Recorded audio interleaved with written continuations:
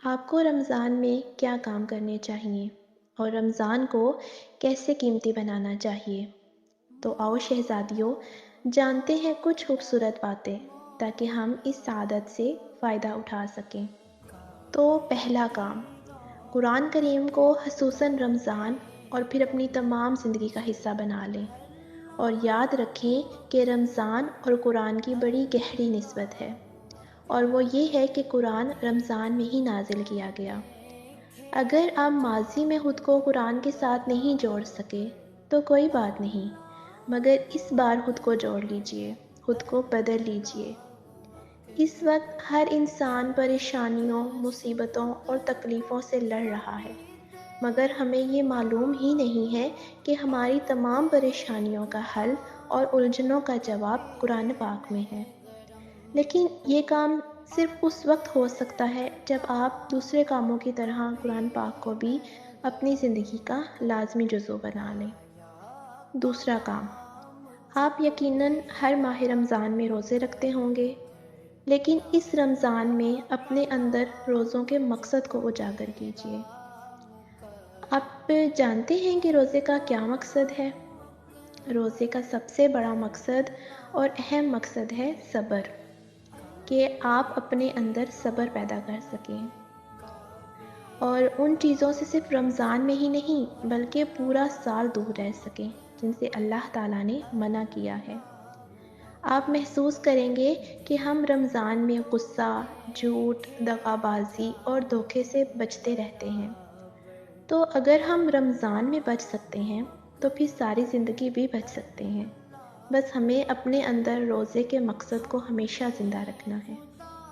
تیسرا کام ہمیں یہ کرنا ہے کہ اپنے اللہ تعالیٰ سے رابطہ اور تعلق مضبوط کرنا ہے، کیونکہ بحیثیت بشر ہم تمام انسانوں سے گناہ ہوتے ہیں، اور ہم جب تک زندہ ہیں یہ گناہ ہوتے ہی رہیں گے، اور ان گناہوں کا سب سے بڑا اثر یہ ہوتا ہے کہ ہم اللہ تعالیٰ سے نہ چاہتے ہوئے بھی دور ہو جاتے ہیں۔ اور یقیناً آپ بھی اس کیفیت سے گزر رہے ہوں گے یا پھر کئی بار گزرتے ہوں گے۔ تو اس رمضان کو نعمت سمجھ کر اپنے اللہ تعالیٰ سے اپنائی گی ہر دوری کو ختم کیجیے۔ اپنی زندگی میں اگر رمضان جیسی نعمت پانے کے بعد بھی ہم اللہ سبحانہ و تعالیٰ کے قریب نہ ہو سکیں تو یہ ہماری سب سے بڑی بدقسمتی ہوگی۔ چوتھا کام، اس وقت گھر کے بڑے فرد سے لے کر چھوٹے فرد تک ہر انسان مصروف ہے۔ آپ تمام کام کیجئے، مگر بس آپ کو رمضان میں ان کاموں کا دورانیہ تھوڑا سا کم کر دینا ہے۔ یقین کیجئے کہ آپ کی اللہ کے لیے اور اللہ کی عبادت کے لیے یہ ذرا سی کوشش آپ کے وقت میں، مال میں اور رزق میں برکت ڈال دے گی۔ زندگی کی بھاگ دوڑ، مشقتیں شاید ہماری سانسوں کی روانی تک ساتھ رہے گی، لیکن ہم یہ ہرگز نہیں جانتے کہ آنے والے رمضان کی یہ سعادتیں ہمیں نصیب ہوں گی بھی یا نہیں۔ تو پھر کیوں نہ ہم اس رمضان میں اپنی مصروفیات کو کم کر کے کچھ وقت اپنی آخرت کو دے دیں۔ پانچواں کام، ہر اچھا مسلمان 5 وقت کی نماز تو پڑھتا ہی ہے، مگر تہجد ہمارے لیے مشکل ہو جاتی ہے، اور اکثر اوقات تو ہماری عادت ہی نہیں رہی ہوتی تہجد ادا کرنے کی۔ کبھی کبھار رات کو دیر سے سونے کی وجہ سے اور کئی بار راتوں کے چھوٹا ہو جانے کی وجہ سے ہم اٹھنا گوارا ہی نہیں کرتے، مگر رمضان میں ہم اکثر لوگ راتوں کو نہیں سوتے، سحری تک تو ویسے بھی جاگتے ہیں، تو اسی وقت کو قیمتی بنا کر تہجد ادا کریں۔ نفس کچھ دن تک تو آپ کو روکے گا اور آپ کو اپنے نفس سے جنگ کرنی پڑے گی، لیکن کچھ دن کے بعد پھر آپ کی عادت ہونے لگے گی، اور پھر یہ عادت آپ چاہیں تو اپنے ساتھ ساری زندگی رکھ سکتے ہیں۔ چھٹا اور سب سے اہم کام یہ ہے کہ آپ کو اپنا ٹائم ٹیبل سیٹ کرنا ہے، کیونکہ اگر آپ اپنا ٹائم ٹیبل سیٹ نہیں کریں گے تو آپ کو اپنا وقت، کام، مصروفیات اور عبادت کرنے میں دشواری کا سامنا کرنا پڑے گا۔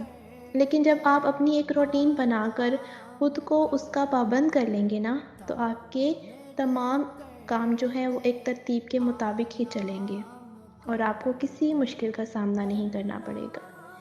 جس طرح آپ کسی اہم کام کو کرنے سے پہلے یا لمبے سفر پر نکلنے سے پہلے اپنا ایک ٹائم ٹیبل سیٹ کرتے ہیں، یوں ہی آپ کو رمضان کو بھی اہم جاننا ہوگا اور ایک بہترین ٹائم ٹیبل سیٹ کرنا ہوگا، تبھی آپ مکمل سعادتیں وصول کر سکیں گے۔